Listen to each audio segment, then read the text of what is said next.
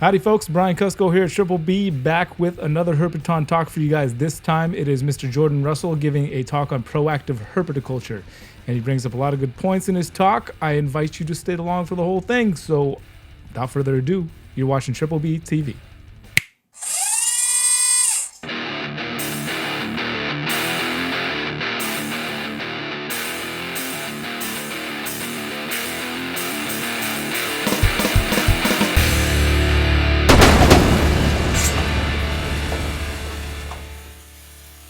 My name's Jordan, and Philippe asked me to do a talk this morning on proactive herpetoculture.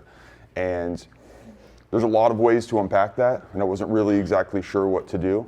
So I spent a lot of time thinking about it, and this is what I came up with. But I wanted to thank everybody for being here, because as we know, it's really difficult to have positive dialogue, constructive and helpful dialogue about improving our hobby online, and these face-to-face interactions are certainly the best venue for us to have thoughtful dialogue with one another and help to improve how we do things and how we interact with one another.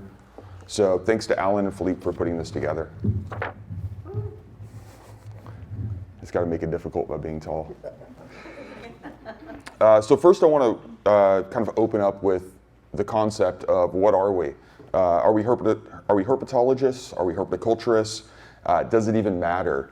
And the origin of the word herpetoculture was devised to describe people working to keep reptiles and amphibians alive and healthy. Herpetology at the time was basically people collecting museum specimens, wet specimens, dry specimens, that sort of thing.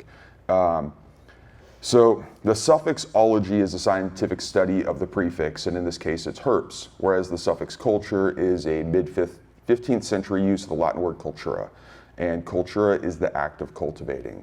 So who are we? Citizen scientists contributing to the collective knowledge of humanity through our methodical examination of this planet's reptile and amphibian fauna? Or are we urban and suburban farmers, cultivating a new type of crop which was impossible before the technological advancements of the past century? The answer is yes. We are the greatest representations of both at our best and neither in our worst. Herpetoculture is a more forgiving term, to me at least, and frankly it's a big enough hill to climb, considering the plethora of life on this planet, which has evolved to occupy the most specific and tedious of niches. We started with humble roots of ordering snakes by the foot advertised in print magazines, later by self-addressed stamped envelopes filled with price lists of animals from dealers who reached in the most foreign of places. Later, the commercialized expansion of herpetoculture demanded the innovation of new husbandry tools. This, paired with the timing of brand new mutations like the albino corn snake, king snake, and Burmese python, offered for the first time an injection of capital to invest in new technologies. We've seen massive strides in our ability to care for our wards and a variety of new, healthy species to offer the growing army of would-be herpetoculturists, which were fascinated by a new world brought into their homes through Philippe's magazine Vivarium, Reptile and Amphibian magazine Reptilia, Reptiles magazine, but also through affordable and accessible books published by TFH and again with Philippe with ABS. Later, around '97, it all changed with the community moving to the internet, with kingsnake.com being the primary stomping grounds for the US hobbyists. Over the past 30 years, we've seen amazing growth of innovation, breeding success, and widespread interest in our hobby. But we've also seen the accumulative weight of the mistakes of individuals with varying motives used as examples of criticism against the community. And as the power of animal rights activist groups have grown, so too has their ability to pick fights on multiple fronts. Groups like HSUS are no longer content to go after puppy mills, cattle ranches, and chick farms. They have their sights firmly fixed on all types of animal propagation. There is a philosophical concept called collective responsibility. And collective responsibility refers to responsibilities of organizations, groups, and societies. Part of it is the concept known as collective guilt, by which individuals who are part of such collectives are responsible for other people's actions and occurrences by tolerating, ignoring, or harboring them without actively engaging. Groups like HSUS have painted herpetoculture with a broad brush of our worst actors. And then these examples are held up against the backdrop of an idealized, fictional, perfect world. And this is done under the premise of collective responsibility. All human activity can be made to seem abhorrent when compared against fantasy. And by making every person with a shared interest culpable for the actions of a few, fails to account for the fact that groups of people lack individual moral agency. Collective responsibility as a concept also disregards individual responsibility and individual freedom. This does not seem to me to be a situation which will change anytime soon. Rather, it is a mounting issue in nearly all areas of life, where complexity and thoughtfulness are replaced with rigid dichotomies and hyperbole. So we must ask ourselves not who we are as a group, but rather who are we individually? Are we each simply our worst mistakes, our greatest accomplishments, or our whole? And if it's reasonable that we cannot be defined by our individual worst or best actions, but rather by being individually weighed and measured to take into account our totality, so too should our grand sum as a collective. And this is my moral defense for herpetoculture, not to fall into the trap of defending the way in which we are framed by those who seek to eradicate us, but to address the absurdity of the way that they are framing us in the first place. But what's next? What is the course for our hobby? I would say it is up to us to be the wards of this uncharted course, just as it was the responsibility of those before us. Things will not change on their own, and let's be clear, I certainly have my axes to grind, my regrets and mistakes to accept, and flaws to overcome, my criticisms of specific practices, and my realization that we have people in our community who are sometimes too selfish or foolish to accept that they are bringing us all down with them. But fixing things happens by actions, not by standing around complaining about how everyone sucks but you. If you're a fan of naturalistic vivariums, then show the world how well you do it. Show them the success you have keeping and breeding animals your way, and then the manner in which they can do it too. This will bring converts to your philosophy, whereas ridiculing commercial breeders who offset the commercial trade in wild-caught reptiles for the end consumer will do little more than provoke a debate. Brandishing about some moral imperative to abolish capitalist models for herpetoculture does little more than show a poor understanding of the collective strides the capitalist model has provided in improving the ability to sustainably keep and breed reptiles. Ridiculing people who breed common species for the pet trade does little more than show a lack of appreciation for the thousands and thousands of reptiles per year which fill a public demand for reptiles which would otherwise be pulled out of the wild to fill that demand. We collectively need to lose these absolutist views ourselves and the hollow moral grandstanding. Showing how things should be done will always do more to change the minds than telling people how not to do them. This does not mean that we should excuse our own bad behavior either. And it certainly does not mean that we are exempt from criticism or thoughtful evaluation of the implications of our actions. Rather, that we shouldn't be seduced by reductive views of one another. Nor should we justify resistance to growth by the inadequacies of inept criticisms. We must begin to find common ground, face to face, person to person, and learn to appreciate the work each of us puts into the hobby and the accomplishments of those who stood before us, many of whom are in this room today. One of the simplest ways for us to regain some semblance of camaraderie is to rebuild the herp club scene, starting from the ground up. I get it, most of us are busy, cleaning poop, working, trying to have some well-rounded life with other human beings, which leaves the not so fun stuff to the people with something to prove and all the time in the world. And there are exceptions to this. I mean, Madison is a great one. I think the Las Vegas Herp Club's pretty good. There are exceptions to the rule here, but as a whole, the Herp Club scene has been lost as a good functional system that we can all operate with,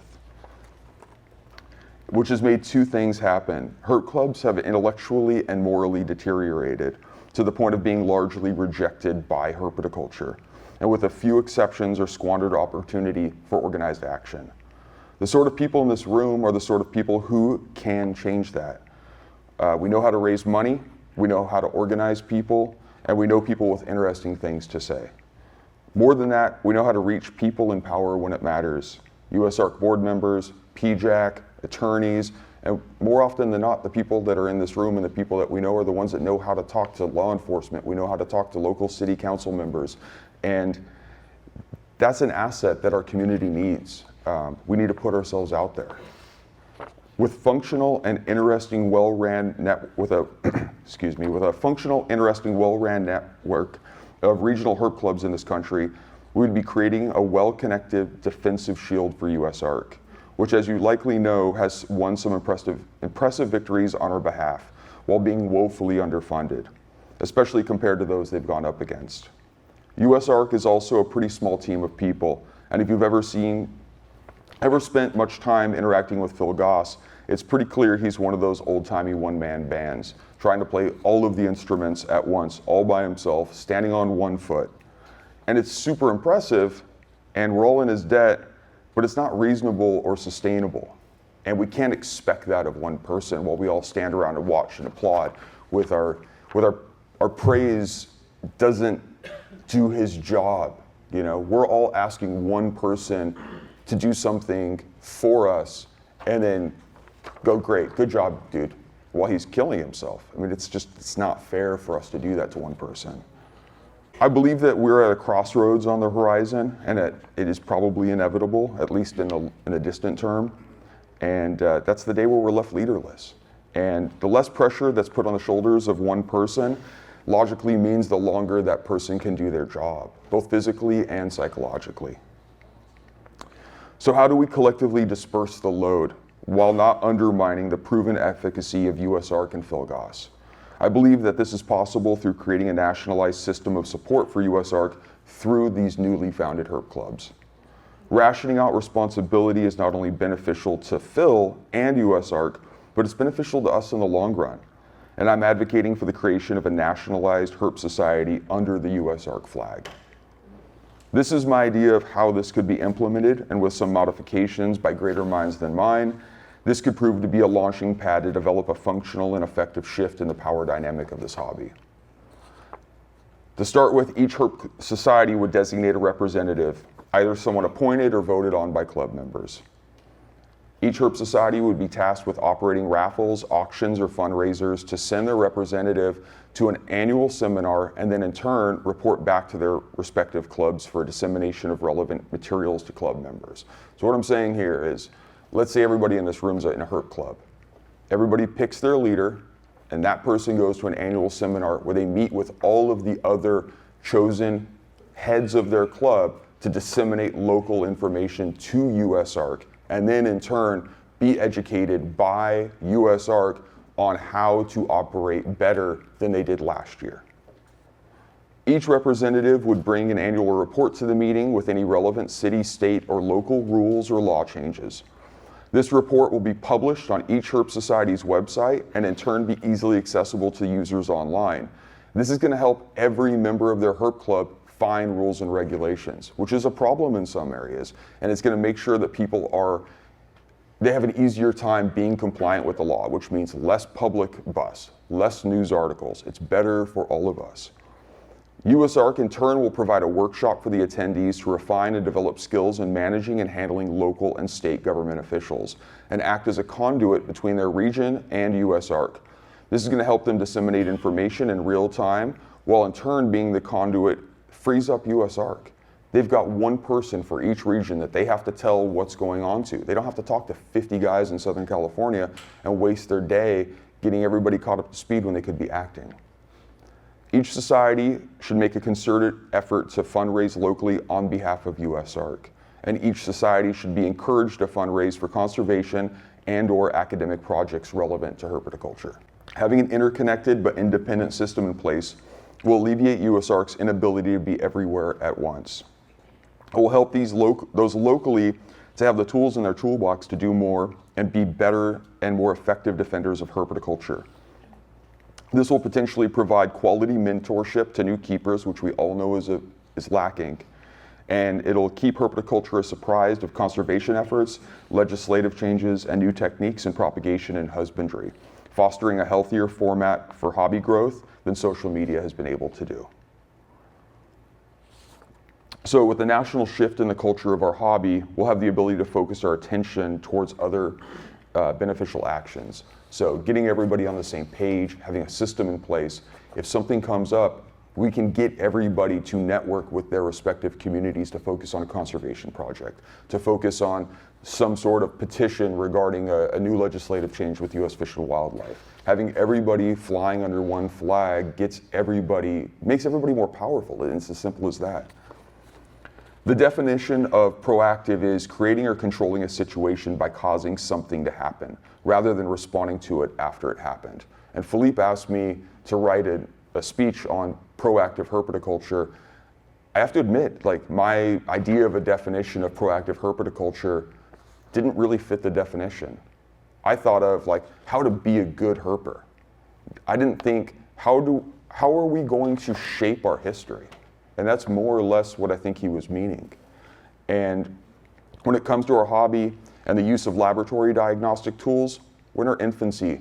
There's going to be some points here that were brought up yesterday, and at first I was a little bit taken back by it, but I'm happy. I'm glad that there's people in this room who are talking about the same things that I think are important. It means that we're seeing things similarly, and that's a great starting point. There have been many substantial strides over the past few years, at least in regards to PCRs for NIDO, but outside of that, we haven't really done much. You compare that to the bird industry, maybe at best we're where they were 25 years ago, and there's reasons for that. You've got Columbia University doing a ton of research. The bird industry is able to piggyback a lot of research on poultry. We don't have those at our disposal, but if we want problems fixed and we don't want to lose species to preventable diseases, then we need to kind of join forces with one another and fund research. In the 90s, there were quarter-page ads in Bird Talk magazine for fundraisers to put money in the hands of researchers. And the disease that they were focusing on at the time was called proventricular dilatation disease, which was PDD. And that's the avian bornavirus that Scott was talking about yesterday. That disease had been around since the 70s. In the 90s, they were still fundraising to just develop a PCR for it. 2008, they finally developed a PCR for it. And I wouldn't say it's been eradicated, but having the ability to screen new stock before you add it to your collection and not add it if it tests positive has nearly eradicated the disease in the U.S. aviculture, which is huge. There's not a downside. The $200-some thousand it costs to come up with a way to eradicate a disease is a drop in the bucket compared to what aviculture would have lost without it. This quote was actually used yesterday, and I think it's really good. There was a proverb, and it says, "The meaning of life is to plant trees under whose shade you do not expect to sit." I think we all could take something from that. I know there's some corniness to it, but there is a short-sightedness and a selfishness that's common in society. And when you get groups of people together who have common interests, these are the types of situations where we can focus on positive change for the future. Just as a comparison, if you can imagine the loss of life and the financial loss, which would have been avoided had the NIDO PCR been developed 10 years ago. I mean, we had widespread python collection collapse in the United States. And sure, a lot of people came out unscathed, and a lot of people were able to mitigate the disaster. But we had species that were almost wiped out due to NIDO. Everybody talks about, where'd all the maclots go? Yeah, people stopped breeding them as much, but I guarantee that a lot of python species were brought to the brink because of one virus that we ignored for years. With a network of well-ran and organized clubs under a USARC umbrella, we can organize fundraising not only for legislative actions, but for academic actions as well. And these are solutions which benefit us all. We can look back at a 90-day quarantine screening for mites in our eyes as an archaic method for disease prevention. And commercial breeders have a cost aspect to incorporate, but working with a good veterinarian to come up with a strategy for targeted bulk or random screening for issues can eradicate diseases in the future for this hobby. With a focused effort, we can hopefully find ourselves at a point where serious issues like adenovirus, CNAV, which is that yellow fungus disease in beardeds, coccidia, crypto, nido, paramyxo, and others are an unlikely issue rather than a problem that's inherent with a species. And if you've been in herpetoculture long enough, you know there's certain species where you go, well, you know, IBD is just kind of in boas, and you know, coccidia is just kind of in Cerdidactylus, and you can kind of go on case by case. And it would be awesome to be able to go, I can acquire clean, viable breeding stock of this species and establish them without worrying about jeopardizing anything else I'm working with. And we have the ability to do that. It just takes organization and funding. Stepping back and looking at all these hills, I'm sure it seems like too much.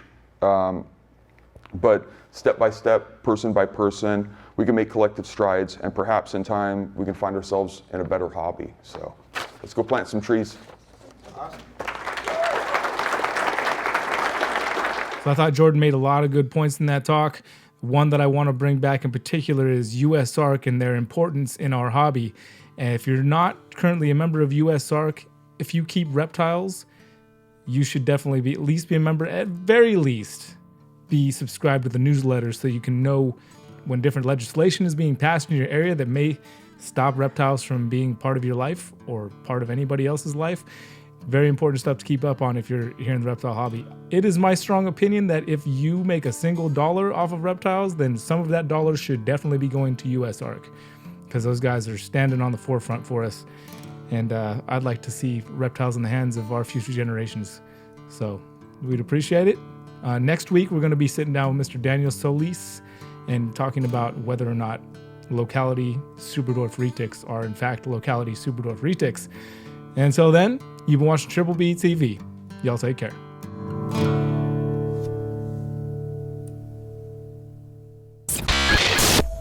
Yarga barga. Harga larga hukama. Halabala, halabala, halabala, halabala. You like it, T?